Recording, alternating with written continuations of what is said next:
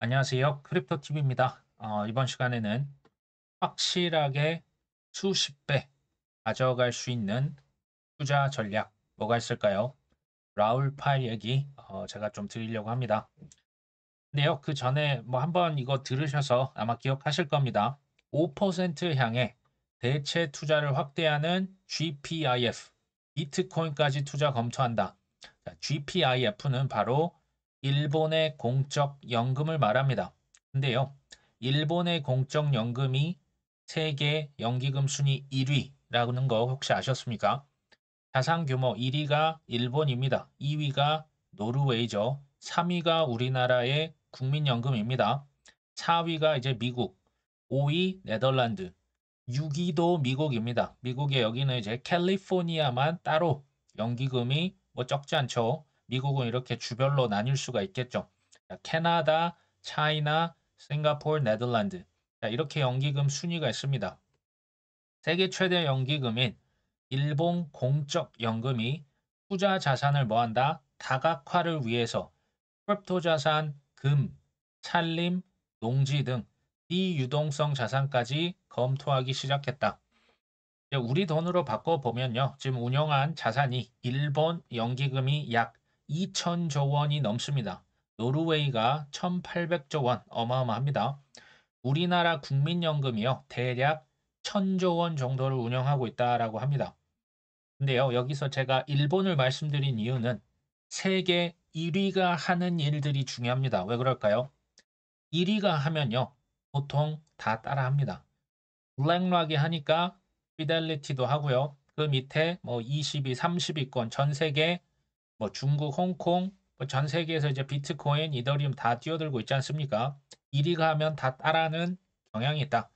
자, 여기에서 지금 사회 발전이 너무 빠르다 보니 이걸 잘 대응을 해야겠다. 그래서 지금 단기적인 게 아니라 장기적인 관점으로 투자를 지금 검토하고 있는 겁니다. 사실 뭐 규모가 워낙 크다 보니까 공부를 해야겠죠. 그래서 정보를 수집하고 있다. 그 예시로 산림, 농지, 금, 비트코인 이런 크립토 자산도 언급을 했다. 지금 2천조 원이 넘거든요. 현재는 일본의 채권과 주식, 또 해외 채권과 해외 주식, 주로 이제 미국 주식을 아마 많이 담을 것 같습니다. 그냥 25%씩 나눠서 담았었다. 뭐 아주 이제 극소수긴 하지만 뭐 부동산 같은 것도 있긴 있었지만 자, 이것을 한번 읽어보시면 지금 비트코인을 일본에서 연기금에서 담았습니까? 담을 계획입니까? 지금 아직 비트코인 안 샀다라는 얘기입니다. 지금 연기금만 그렇습니까? 뭐 국부펀드, 슈퍼리치, 뭐 중동의 오일머니 지금 비트코인 안 담았습니다. 이때가 뭘까요? 저는 아직 매수하기 전 저는 기회는 여전히 있다라고 이왕이면 우리가 낙관론자가 되자라는 말씀 드리고 있죠. 근데 이제 대체 자산을 검토하는 게 지금 시간이 얼마 안 됐다. 그래서 아직은 대체 투자의 비중이 한 1.5%밖에 안 된다라고 합니다. 근데 앞으로 이것을 몇 프로까지 늘린다? 최대 5%까지 늘릴 것이다. 이게 이제 그 전체 아까 2천조 원의 5%니까요. 이게 100조가 넘거든요. 이게 적은 돈이 아닌 거죠. 이 돈으로 비트코인 시장으로 들어가면 파급 효과가 이게 적지 않습니다. 왜냐하면 100조 자체도 큰 돈인데요. 아까 말씀드렸죠. 1위가 하면 2위, 3위, 5위, 10위, 20위, 50위, 100위들도 전 세계에서 따라할 수 있기 때문에 큰 겁니다.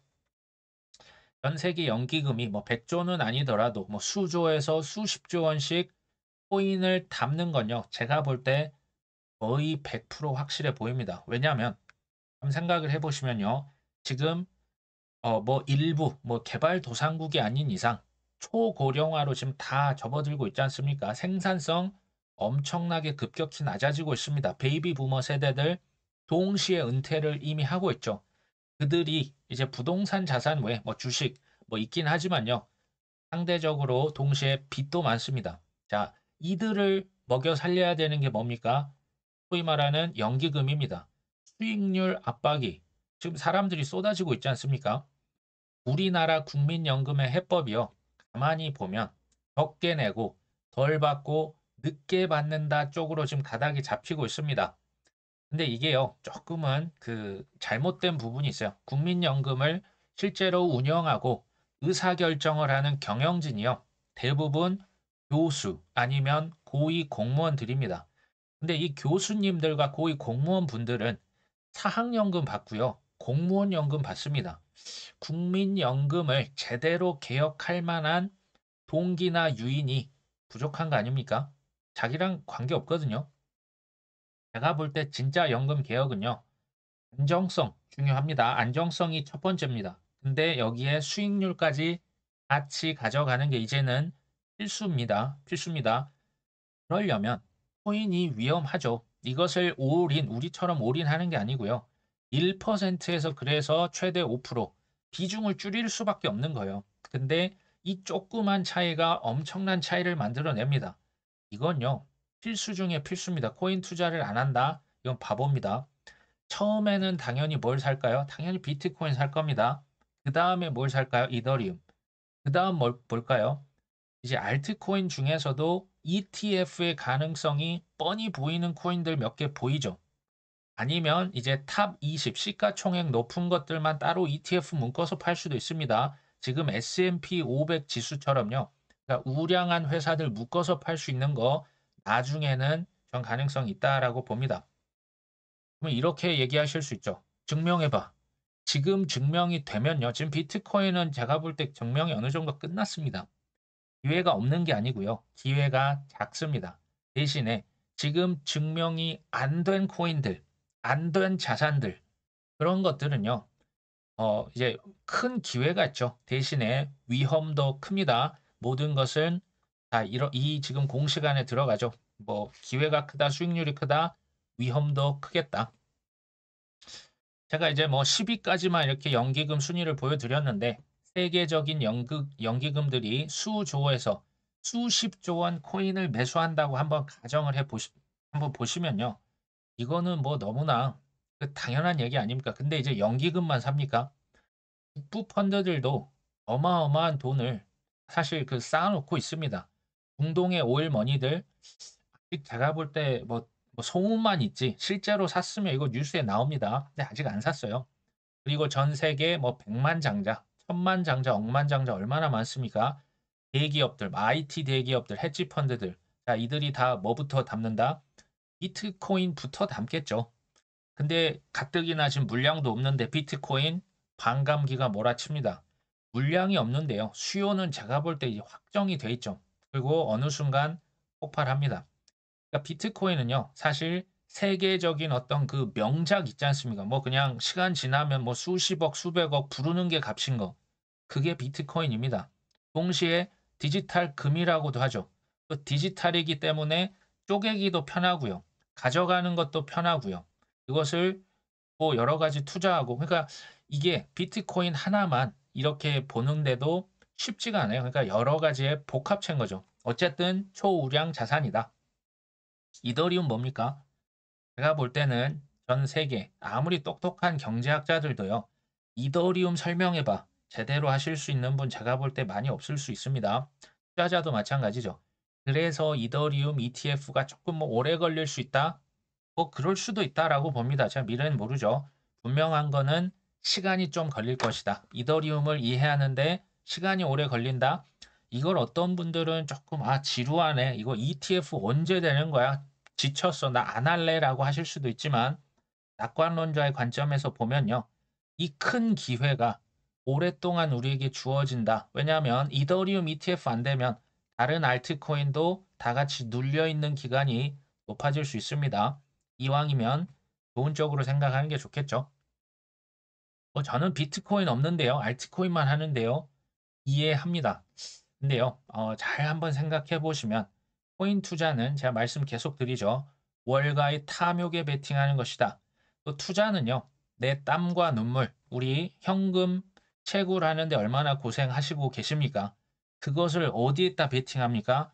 불확실성에 베팅하는 게 투자의 본질입니다. 확실하면서도 고수익 가져와 그런 거 세상에 없습니다. 자, 비트코인 ETF 이거 이미 됐잖아요. 뭐 하물며 중국 홍콩에서도 이게 지금 승인이 됐다. 이제 못 믿는 거는 뭐 그건 이제 답이 없는 겁니다. 자, 근데 알트코인 어떻습니까? 지금 이더리움만 봐도 뭐 된다, 안 된다, 뭐 각종 퍼드 하니까 사람들, 뭐 특히 트레이더들 포함해서 다 나가 떨어지고 있습니다. 근데 제가 지금 팩트만 말씀을 드리면 현재까지 이미 월가 전통 금융에서 이더리움, 그러니까 블랙락이 신청하면 끝입니다. 이더리움 현물 ETF 신청했습니까? 할 계획입니까? 이미 했잖아요. 뭐 자산 토큰화 이거 지금 제가 15차선 만든다고 했는데 이게 15차선이 아니고 제가 볼 때 20차선, 30차선 이거 무조건 갑니다. 스테이블 코인 뭐 서클에 투자 엄청 많이 했지 않습니까? 그다음 뭐 거래소다, 뭐 채굴 기업이다. 장악이 이미 끝났죠. 이제 딜레이 할 이유가 없습니다. 장악이 끝났습니다. 그러면 이 시점에서 한번 질문을 던져 보실 필요가 있는 거죠. 월가에서 비트코인만 팔까요? 뭐 이제 주식으로 치면 주식만 팔까요? 이제 어떤 기업의 현물, 자산만 팔까요? 부동산이면 부동산만? 저는 아니다. 왜냐? 지금요, 아시는 분은 아시지만 현물 시장, 그러니까 주식도 현물이 있고 부동산도 현물이 있죠.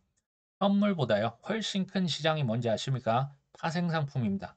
파생상품은 들어서 이게 일반인들은 뭔지도 몰라요. 그러니까 쉽게 말하면 S&P 500 지수, 다우존스 지수, 뭐 나스닥 지수, 지수에 투자를 할 수도 있고요. 뭐 ETF 우리는 이제 좀 이제 들어서 알지만 ETN도 있습니다. ETP도 있고요. ELS 홍콩에서 눈물을 흘렸던 CLO 이거 이제 그 부실 채권들 이렇게 모아놓은 거거든요. 이제 부동산 같은 경우는 각종 무슨 뭐 그러니까 모기지 파생 상품들이 넘쳐납니다. 이런 거 왜 팔까요? 이거 당연히 이제 수익을 가져가기 위해서 판매 수수료를 벌기 위해서 합니다. 근데 비트코인 현물 몇 개입니까? 2,100만 개죠. 이더리움은 무제한이라고 하는데요. 사용량을 태워버립니다. 그래서 이더리움은 공급량이 마이너스입니다. 자, 전통 금융은 각종 수수료 이거 벌어야 되는데 현물만 판다? 이건 치명적인 거죠. 2,100만 개 팔면요. 쉽게 말하면 더 팔 게 없어요. 월가가 여기서 멈춘다고요? 천만의 말씀입니다. 그래서 이미 하다못해 우리 업비트도 크립토 지수가 다 있습니다. 지수를 왜 만들까요? 지수에 나중에 사람들 태우려고 하는 거예요. S&P 500 지수 엄청나게 투자 많이 하지 않습니까? 섹터별 ETF, 뭐 디파이 ETF, 게임 ETF, 뭐 인공지능 ETF, 또 시가총액 탑 20, 탑 32 ETF 묶어서 파는 거죠. 이자 주는 ETF. 자, 이런 것들은 무제한으로 만들어서 팔 수가 있겠죠. 이해되십니까? 비트코인은 디지털 금이라고 하면요. 뭐 이해가 좀 편하죠. 자, 이더리움은 디지털 오일. 이게 뭐 괜찮은 것 같아요. 디지털 석유다. 쓰려고 하는 거죠. 비트코인 뭐 금을 뭐 우리가 뭐 크게 사용합니까? 잘 안 하죠. 이제 뭐 자기 코인이 최고다라고 하시는 분들이 가끔 계시는데 굳이 그럴 필요 없죠. 디지털 이 세계에서 각자 쓰임새가 다를 뿐입니다. 그냥 뭐가 더 낫다? 쓰임새가 다른데 이걸 단순 비교하는 건 좀 어폐가 있죠. 글로벌 자산의 시가총액 제가 이거 예전에 한번 보여드린 바가 있는데요. 코인이 지금 1경원도 안 됩니다. 근데 금이 2경원이고요. 주식은 15경원, 채권은 18, 부동산 51, 화폐는 300경이 넘어가죠. 우리의 비트코인 지금 얼마입니까? 코인의 절반 조금 넘습니다. 0.16경원이죠. 금에도 한참 못 미치는 게 지금 비트코인입니다. 지금 기회가 없다. 길게 보시면 그런 기회 지금 엄청나게 많다라고 봅니다. 이 라울 팔이라고 하는 친구가 예전에 제가 그 사실 이 친구를 제가 굉장히 그 좋게 보고요. 뭐 수년 전부터 팔로잉을 계속 해왔습니다. 뭐라고 하냐? 코인 시가총액으로 얘기를 합니다. 지금 코인 전체 시가총액이 2.5T, 그러니까 trillion dollars인데 그냥 2.5라고 하겠습니다. 2.5인데 약 2년 정도 지나면 코인 시총이 2.5T에서 10T 또는 15T까지 갈 수 있다. 대략 시총이 4배에서 6배 더 늘어날 것이다. 자, 그러면서 2025년에서 또 4년이 더해지면 그 다음 사이클이죠. 한 2030년, 아주 맥스로 봐도 2032년 정도 되면요. 코인의 시가총액이 100T가 넘어갈 수 있다. 이게 좀 이제 와닿지 않을 수 있기 때문에 코인이 100T가 되면요. 지금 주식, 현재 기준 주식은 109T입니다. 상당히 크죠. 채권은 133T고요. 부동산은 그러니까 380T입니다. 그러니까 코인이 지금 100T로 늘어나도 주식 채권보다 더 작습니다. 근데 2030년이라고 가정을 하면 연준뿐만 아니라 전 세계 중앙은행에서 돈을 또 얼마나 찍겠습니까? 주식, 채권, 부동산 시가총액이 가만히 있을까요? 아닙니다. 주식, 채권, 부동산 결국 다 시가총액 가격 올라갈 겁니다. 하지만 그러니까 제가 지금 그냥 비교를 하기 위해서 했죠. 코인이 100T가 된다라고 하는 게요. 6년에서 8년 후에 코인 시총이 지금 기준 25배가 올라간다는 얘기입니다. 25배를 이제 제가 풀이하면요. 비트코인 같이 무거운 엉덩이 무거운 코인이 몇 배 간다? 최소 25배는 간다라는 얘기입니다. 믿어지십니까? 지금 뭐 1억 뭐 됐다 어쩌고 했었지 않습니까? 25억까지는 큰 무리가 없다라는 얘기예요. 겨우 6년, 8년 후에. 그러면 이더리움은 몇 배가 갈까요? 이더리움은 한 30에서 50배는 가지 않겠습니까? 솔라나 이더보다 좀 더 가겠죠. 50에서 80배. 또 우리가 이제 투자하고 있는 또 이 중에서 몇 개 이렇게 ETF 전환될 수 있는 확률이 높은 코인 위주로 좀 담으시면 좋을 것 같아요. 이 우량 알트코인은 뭐 뒤에 공이 하나가 붙을 수가 있죠. 심지어 두 개도 붙을 수 있습니다. 자, 어떻게 하면 이렇게 수십 배에서 심지어 수백 배의 수익률 이게 가능할까요? 자, 라울팔이 예전에 했던 거 제가 이걸 한번 가져와 봤습니다. 이게 지금 비트코인의 그러니까 그 가격 차트를 나타냅니다. 뭐냐면 투자 성공 이것보다 쉬운 게 있어? 하면서 하는 말이 비트코인 연간 수익률이 그러니까 이제 연평균 약 100% 이제 매년 성장했다. 가격이 거의 매년 뭐 2배 이상 올랐다라는 얘기죠. 성공하는 비결을 그러면서 알려줍니다. Do nothing. 아무것도 안 하면 가져갈 수 있다라고 얘기를 했죠. 그 다음에 이렇게 보여준 차트는 바로 나스닥입니다. 나스닥은 미국의 기술 주식이죠. 인공지능도 지금 이 나스닥에 다 포함이 됩니다. 빅테크 기업들 여기 다 들어가죠. 연간 수익률 나스닥 2009년부터 봤더니 연간 수익률이 21%에 달한다. 이거 사실 엄청난 거거든요. 우리가 비트코인 뭐 100% 하니까 이게 와닿지 않은데요. 연 평균이기 때문에 이게 엄청난 수익률입니다. 성공 비결 알려줄게. Do nothing. 아무것도 안 하면 된다. 라고 얘기를 했죠. 자, 그러면서 그 이유로 이 차트를 가져옵니다. 굉장히 쉽게 설명을 하는 게 저는 진짜 고수가 아닌가 싶거든요. 라울팔이 이 차트를 가져오는데요. 빨간색이 비트코인의 가격을 나타내고요. 검정색은 글로벌 유동성 지표입니다. 쉽게 말하면 전 세계 중앙은행에서 돈을 찍어낸 총량이죠. 이 글로벌 돈을요, 많이 찍었을 때 비트코인 가격이 수직 상승을 하고요. 글로벌 유동성, 돈 찍기를 중단했을 때 가격이 엄청나게 떨어집니다. 그리고 다시 돈을 또 찍죠. 그때 또 한번 비트코인 가격이 올라갔다가 최근 들어서 지금 지난 한 1, 2년간 돈을 좀 줄였죠. 좀 이렇게 찍지 않았더니 다시 또 하락장이 찾아왔었죠. 그러면서 하는 말, 투자가 이렇게 쉽다고? 그 다음에 나스닥 차트를 가져옵니다. 나스닥 차트는요. 이게 좀 소름이 끼칠 만큼 똑같지 않습니까? 돈 찍어낸 총량과 나스닥 기술 주식은요. 거의 뭐 이게 98% 이상 일치합니다. 이걸 보면 사실 조금 그 의미하는 바가 전 굉장히 크다고 보거든요. 그냥 돈 찍는 것과 같이 가는 거죠. 이제 라울팔이 이렇게 얘기합니다. 뭐 눈물로 끝날 것이다. 이게 이제 비관론자들이 계속 떨어질 것을 기대하고 있다라는 얘기를 한 거고요. 10년 동안 같은 말을 했고 하락장이 70% 이상 떨어질 거고 경제는 붕괴될 것이다. 이걸 제가 정리를 해보면 회의론자는 지난 10년간 폭락론을 주장했습니다. 그리고 심지어 이렇게 얘기합니다. 경제가 붕괴가 되어야 정의가 실현된다. 뭐 무슨 말인지 이해는 하겠는데요. 근데 결과가 어떻게 됐다? 자산 가격은 폭등해 버렸죠. 그리고 상대적으로 가난해졌습니다. 왜 그럴까요? 그러니까 비관론자들이요. 제가 왜 비관론이 되면 안 됐냐고 하면요. 회의론자들은 부자가 될 가능성 자체가 없어져요. 그렇기 때문에 우리가 이왕이면 낙관론자가 될 필요가 있다. 근데 왜 이렇게 상대적으로 가난해졌다? 누군가 우리의 허락도 없이 돈을 그냥 무제한으로 찍었죠. 화폐 가치가 절하됐죠. 대신에 자산을 가지고 있지 않은 사람들은 상대적으로 가난해졌을 뿐이다.